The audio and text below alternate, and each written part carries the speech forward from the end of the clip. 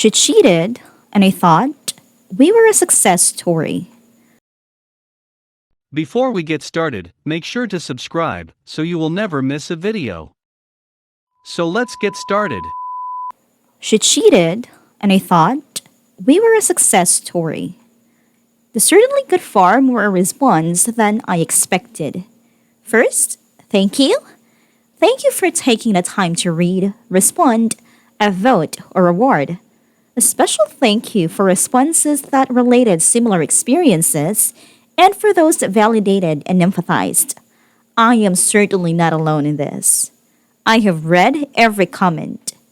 I'm fairly new to Reddit, so I am pasting the original below and additional information below that.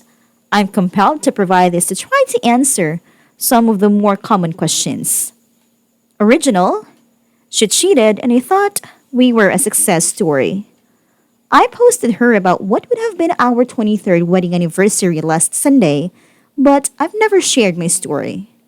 Someone who left a nice comment there encouraged me to share, so here goes. My wife and I met in college, got married after grad school, and had two beautiful children together.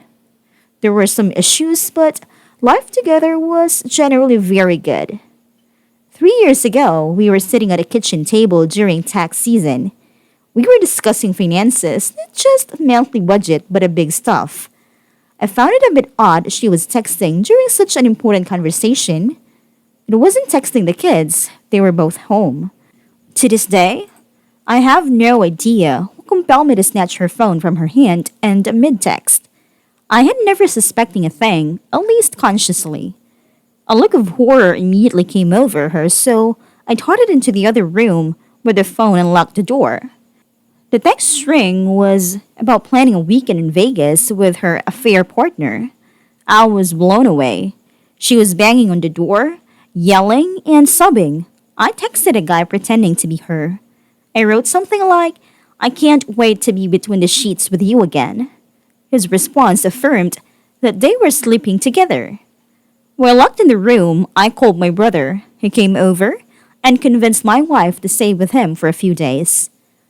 Drama naturally ensued, but after a couple of months of me living on a boat, we decided to try to reconcile. We had weekly therapy sessions together and alone. We each went to 2 sessions a week for about a year. Some ground rules were set. One rule was that she was never to contact a affair partner again. It wasn't a sacrifice, as she had no professional or social connections with him other than the affair. I was a real grind. I had strong emotions of anger, fear, pain, hopefulness, and despair. Gradually, things started to arrive at new normal. I started enjoying life with her again. I thought that we were a success story. I used to run a search for AP's phone number in our phone provider's call log often with her knowledge. I did a search less and less as time went on. About a year ago, again without suspicion, I ran a search and there it was. 2 minutes long calls between them and then two calls that were over 30 minutes each. I called AP's number and the voicemail announced his name. I felt that it would be ill-advised for me to leave a recording of my thoughts for him. So, I hung up. I was crushed. All of the regained trust evaporated instantly. I laid the groundwork by quietly moving some money around, changing passwords, retaining a lawyer, and securing a place to live. After that, I confronted her. I told her that she had broken the ground rule and that I would be living and filing for divorce. I went on to say that there was nothing that she could say or do that would change my mind, and the discussion in the matter was pointless. Of course, drama ensued. I've been gone for about a year now. We co-parent well, and the divorce process has gone smoothly. Our children are well and mostly happy. I guess those are successes. Additional info. Soon to be ex-wife, her income will be sufficient to support her. I pay part of the mortgage on the house and monthly support for our daughter. We are selling the house when my daughter graduates from high school and splitting the equity. That will be enough for her to make a down payment for a new place to live. She will be fine. I have no idea if she has a relationship with AP. She may be dating him or someone else, but probably hasn't had any men at the house. Our daughter would have told me. A fair partner. She met him at work before she switched careers. We had no interactions with our social circle. I vaguely recall him meeting at one of her former employer's holiday parties. On a first D-Day, soon-to-be ex-wife told me that he was single. I didn't bother to ask after the second D-Day. I don't participate in much social media, but I have searched the web for him. Nothing that indicates his relationship status comes up.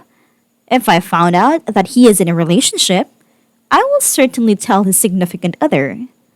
Kids, our son is in a rigorous program at college and is a very demanding internship in the summer. When he is in the area, which isn't very often, he splits his time between us and enjoys staying on a boat some nights. I live in the entertainment district downtown, so when he's in town, he often crashes through my door late at night on the weekends with his buddies to sleep it off. I enjoy making big breakfasts for the boys the following morning. Our daughter lives with her mom during the week and with me on the weekends. She is an athlete with a fair number of friends, so most of the weekend days are spent driving her to practice or to a friend's house. She likes to invite friends to my place for a night on the town and sleep over. Again, breakfast is fun. They both know that mom was unfaithful. I don't bring it up.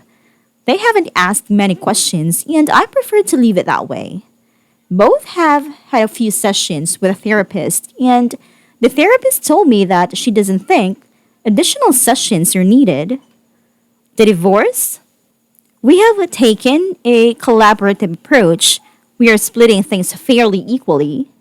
We won't have any financial obligations to each other once our daughter graduates from high school and the house is sold. Some of our assets are difficult to place a value on, and complexity of that has prolonged the process. Why did she cheat?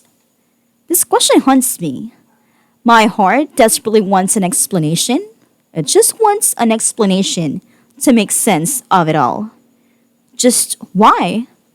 Was I not enough? Was I not satisfying in a bedroom? Is my dad bod a turn-off? Did I say or do wrong things? Was I not attentive enough? Is a fair partner just better? What's wrong with me? I could go on and on. My mind, on the other hand, knows a few things. To me, there is no valid reason to cheat. No one forced her to remain in the marriage. She could have filed divorce papers, told me, and then jumped right into a relationship with someone else. Not much could have stopped that. I believe that she wanted the benefits of something new without a cause of losing what she had. I'm not sure if she assumed that I had stopped checking phone records or if she, on some level, wanted to be caught. What I do know is that by listening to her supposed reason for cheating, I would be allowing her to justify her actions. I am not willing to give her that comfort that comes with justifications.